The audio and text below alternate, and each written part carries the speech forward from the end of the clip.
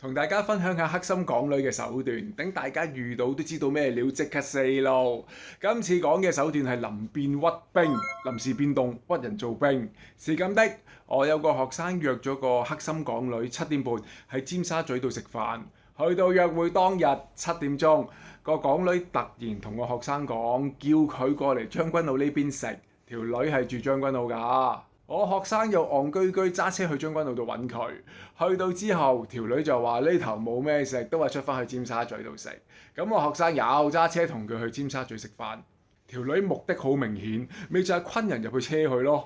重點係佢當我學生係傻仔，屈人做兵、運輸兵，然後當然做埋消費兵啦。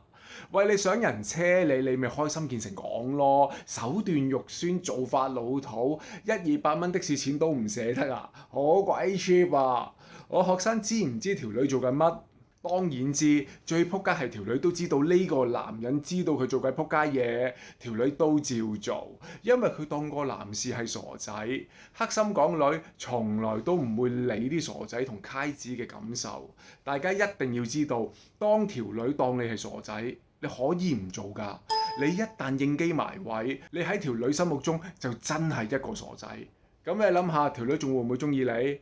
所以記得啦，再遇到啲撲街港女做撲街嘢，一定要 say no 啊！